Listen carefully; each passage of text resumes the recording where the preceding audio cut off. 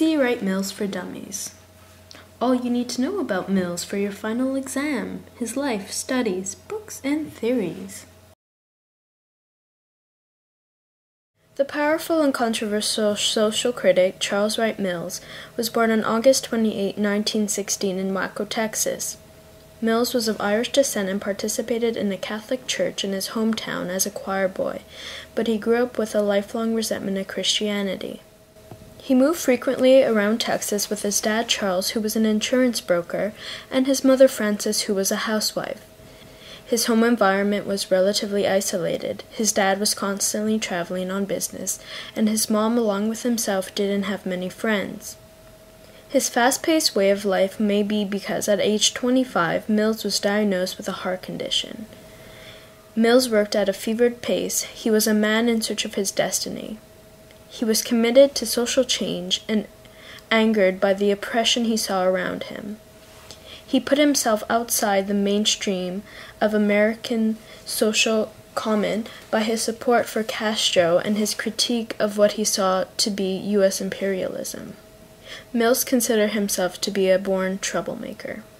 Mills had 3 wives, Freya, Ruth, and Yaroslava, and 3 children, 1 from each wife. Mills passed away on March 20, 1962, from his 4th and final heart attack in Nyack, New York. Even after his death, when asked about Mills to old friends or his colleagues, old arguments were often revived. Mills attended the Dallas Technical High School, resulting in discovering talents for architecture and drawing, and graduated in 1934. The same year, he entered the Texas Agricultural and Mechanical School, an all-boys school where military training is compulsory for every student. He thought it was too conservative of an environment for him, so he changed school and went to the University of Texas in Austin, where he began his sociology studies. His maturity, the diversity of books he read, and the quality of his studies impressed his teachers. He advanced rapidly in this school and received a BA degree in sociology and his MA in philosophy in a short amount of time. In 1939, he entered at the University of Wisconsin to continue his education and get a PhD in sociology.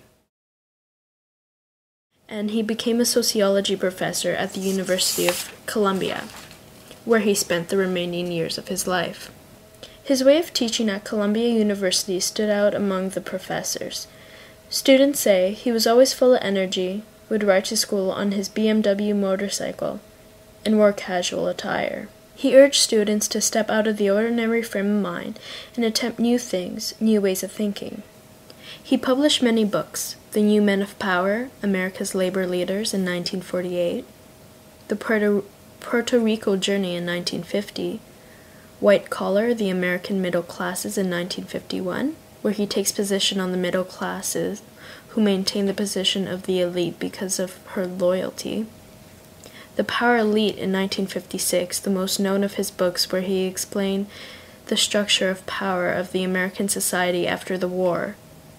The Causes of World War III in 1958, The Sociological Imagination in 1959, The Revolution in Cuba in 1960, which was the most controversial book, where he took position in the Cuban Revolution in favor of the Cubans, and The Marxist in 1962. His book about the Cuban Revolution arose many debates confronting Americans and Cubans. Because this subject was a real passion for him, he made many in-depth researches on the subject and went to Cuba to meet many times Fidel Castro and Che Guevara.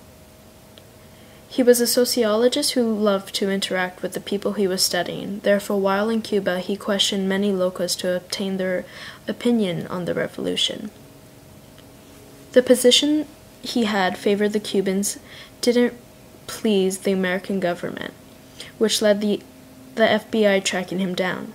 The FBI tried to convince his editor to publish another book in favor of the American government to block Mills's book, but they failed.